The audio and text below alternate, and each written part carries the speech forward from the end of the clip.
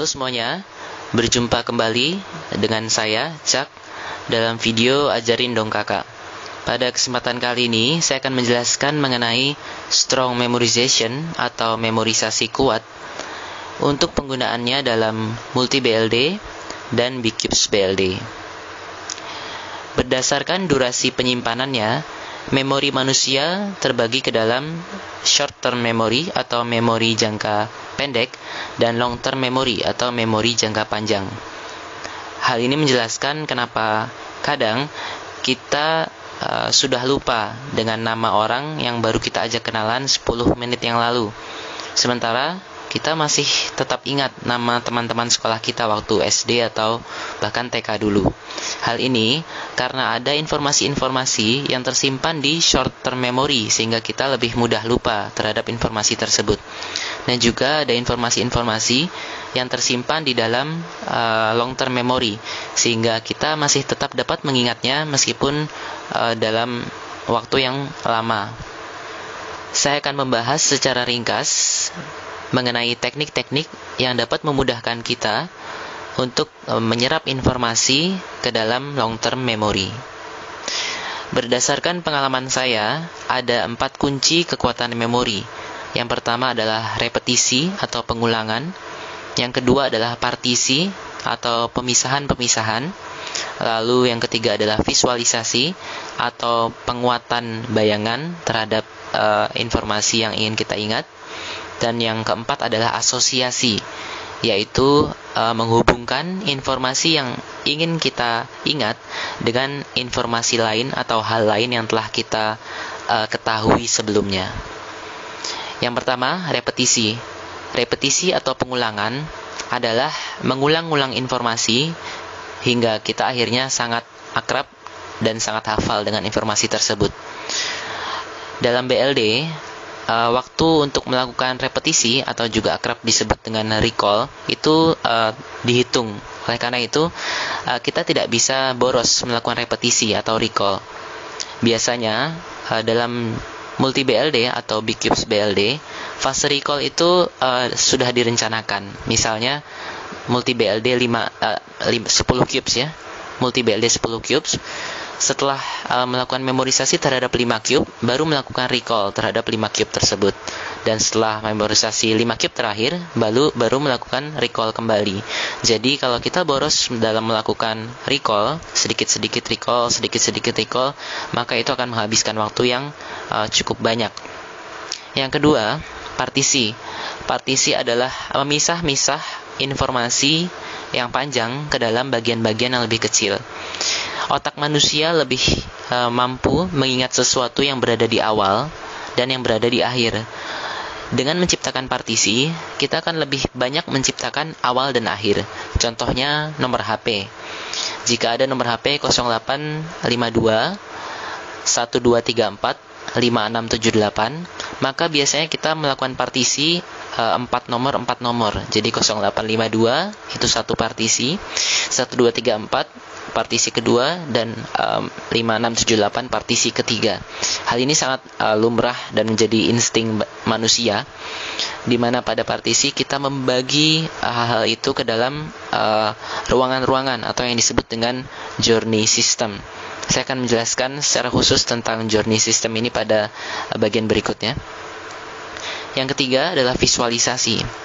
Visualisasi dalam konteks ini adalah membayangkan target memorisasi kita sekuat mungkin. Dan ini berlaku dalam konteks image based ya, atau metode memorisasi berbasis image, di mana kita benar-benar harus membayangkan sekuat-kuatnya, bahkan hingga ke bentuk, kalau perlu warna, bau, suara, dan indera-indera yang bisa kita ingat lainnya dari informasi tersebut. Dengan semakin kuat kita memvisualisasikan imajinasi kita terhadap target-target itu, maka akan semakin mudah diingat ke dalam long term memory. Dan yang keempat, yang menurut saya adalah paling penting, sebenarnya apapun yang kita memorisasi, jika ingin kita simpan ke dalam long term memory, itu harus memiliki asosiasi yang kuat dengan apa yang sudah kita miliki sebelumnya dengan informasi atau pengetahuan yang telah kita miliki sebelumnya. Misalnya, kita mengasosiasikan image-image yang telah kita memorisasi ke dalam berdasarkan cerita komik yang telah kita ketahui, atau berdasarkan cerita-cerita lain yang telah sangat kita akrab dengannya sehari-hari. Hal ini membuat kita lebih mudah memanggil ingatan itu kembali saat kita lupa di tengah jalan. Saya ingin secara khusus membahas tentang journey atau Loki system dalam BLD, di mana metode memorisasi ini masih sering dipandang sebelah mata dan dianggap kurang berguna dalam BLD. Padahal dalam multi BLD dan B-Cubes BLD, metode journey atau Loki akan dapat sangat memudahkan kita untuk menyimpan informasi. Ini adalah contoh sistem Loki yang saya gunakan dalam single BLD, di mana pada sebuah cube saya membagi informasi target-target memorisasi saya ke dalam 5 buah ruang. Yang pertama ruang tamu, kemudian ruang keluarga, ruang makan, kamar mandi, dan halaman belakang. Berhubung saya adalah seorang pengguna image base, jadi saya bisa membayangkan image-image yang saya miliki ke dalam ruangan-ruangan tersebut. Jadi saya memiliki partisi-partisi dalam image-image yang harus saya ingat. Dalam B-Cubes, metode Loki saya tinggal menambahkan 2 buah ruang lagi di sebelum ruang pertama, karena target yang harus dimobilisasi dalam B-Cubes BLD lebih banyak tentu saja. Dalam multi, Loki saya adalah 18 buah rumah yang saya susun berdasarkan klasifikasi tertentu, ya. Rumah 1 sampai 6 adalah rumah-rumah saya, ya. Kebetulan saya sering pindah-pindah rumah sejak kecil, dan saya juga punya banyak kos selama kuliah ini. Jadi saya punya sekitar 6 buah tempat tinggal yang berbeda, yang bisa saya jadikan ke dalam menjadi 6 Loki pertama saya. Kemudian Loki ke-7 sampai Loki ke-12 adalah rumah-rumah teman-teman terdekat saya yang bisa saya dengan mudah visualisasikan ruangan-ruangannya. Dan 6 Loki terakhir adalah, ya, kebetulan saya juga punya banyak mantan pacar. Jadi 6 Loki terakhir adalah 6 buah rumah pacar saya dan mantan-mantan pacar saya yang bisa dengan mudah saya visualisasikan ruangan-ruangannya.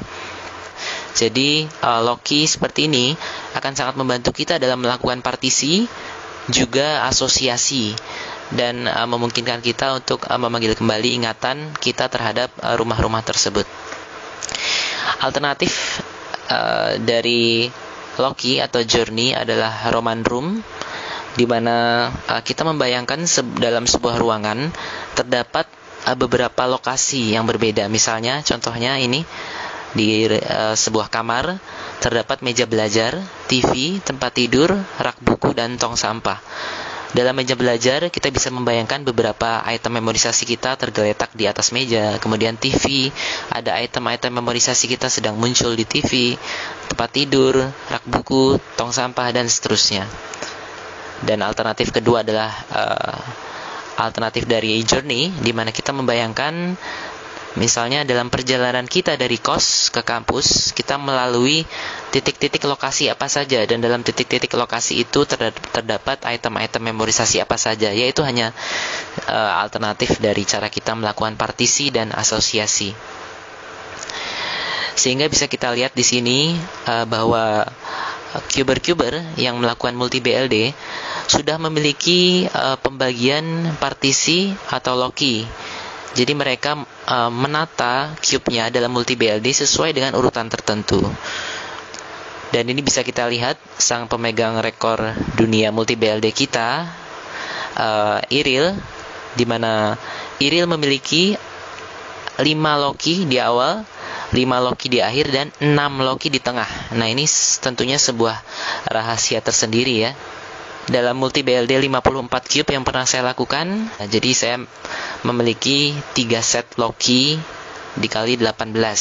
Di mana pada log yang pertama saya memberikan imajinasi tentang musim semi, kemudian 18 cube berikutnya saya memberikan imajinasi tentang musim salju, dan 18 cube terakhir saya memberi imajinasi mengenai musim panas. Jadi saya bisa melakukan memorisasi terhadap 54 cube yang diacak secara berbeda. Jadi tetap semangat dalam berlatih.